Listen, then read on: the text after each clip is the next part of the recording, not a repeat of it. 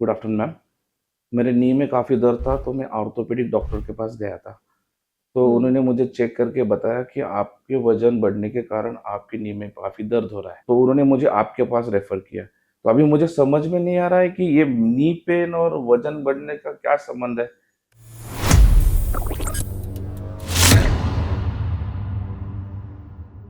अच्छा हुआ आपको नी रिप्लेसमेंट सर्जन ने पहले ही बता दिया या ऑर्थोपेडिक डॉक्टर ने आपको पहले ही ये बता दिया कि आपके वज़न के कारण आपका नी में दर्द है।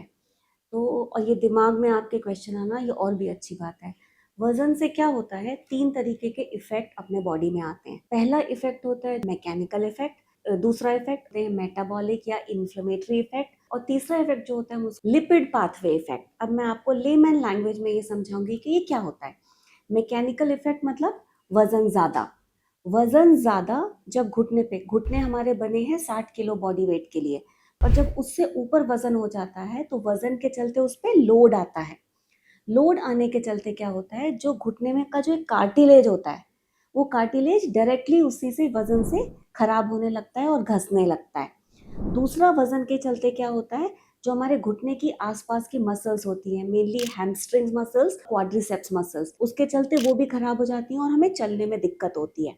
तो ये वजन का मैकेनिकल इफेक्ट होता है घुटने के ऊपर। दूसरा, जैसे मैंने बोला, मेटाबॉलिक या इन्फ्लेमेटरी इफेक्ट। इसका मतलब ये कि जो हमारे चर्बी के जो सेल्स होते हैं ना बॉडी में, साइंटिफिक लैंग्वेज में एडिपोसाइट्स बोलते हैं, और ये जो एडिपोसाइट्स होते हैं इससे कुछ बॉडी में अलग तरीके के सेल्स निकलते हैं और इन सेल्स को हम बोलते हैं साइटोकाइंस, इन्फ्लेमेटरी मार्कर्स, एडिपोकाइंस। तो इनका मतलब क्या होता है, इनका मतलब लेमन लैंग्वेज में होता है कि ये एक तरीके के इन्फ्लेमेटरी सेल्स है, मतलब इन्फ्लेमेशन कॉज करते हैं। तो इन्फ्लेमेशन कॉज कहाँ करते हैं, डायरेक्टली घुटने में जाके उसके जो कार्टिलेज है उसको इफेक्ट करते हैं। और घुटने में एक तेल होता है, उस तेल को हम मेडिकल लैंग्वेज में साइनोवियल फ्लूइड बोलते हैं। तो ये इन्फ्लेमेटरी मार्कर डायरेक्टली उस साइनोवियल फ्लूइड को इफेक्ट करते हैं, इससे वहां इन्फ्लेमेशन हो जाता है। तो मैकेनिकल और मेटाबॉलिक या इन्फ्लेमेटरी दोनों से मिला के वहां पर अभी इन्फ्लेमेशन हो गया, इसके चलते वो वजन के चलते वहां पर पेन होने लगता है। घुटने को बोलते हैं वेट बियरिंग जॉइंट, मतलब वजन लगता है एंकल और घुटना। तो पहले घुटना इफेक्ट होता है, बट अगर वजन बढ़ते जाता है तो अभी जो आपको पेन सिर्फ घुटने में हो रहा है वो बाद में धीरे धीरे नॉन वेट बियरिंग जॉइंट्स, जैसे कि ये उंगली, ये हाथ, यहाँ पर भी इस इन्फ्लेमेशन के कारण वो दर्द होने लगता है। इसलिए वजन का बहुत इंपॉर्टेंट है।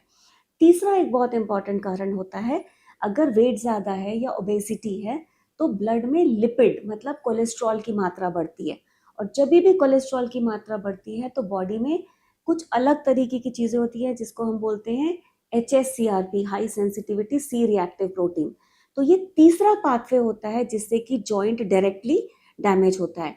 तो ऐसा बोला जाता है कि इन 3 कारणों के कारण जो ओबीज लोग होते हैं या जिनका BMI 27-30 से ऊपर है, उनमें जॉइंट पेन जल्दी आता है, ज़्यादा खराब होता है और उनको जल्दी जॉइंट रिप्लेसमेंट सर्जरी लगती है।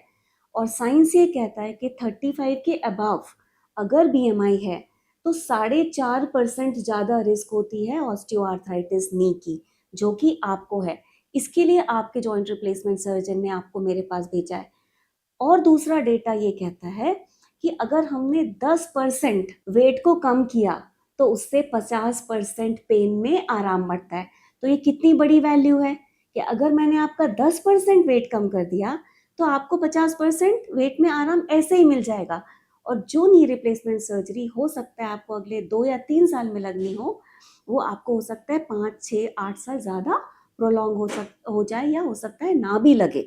तो आपके ऑर्थोपेडिक डॉक्टर जो हैं उन्होंने आपको बहुत अच्छी सलाह दी है।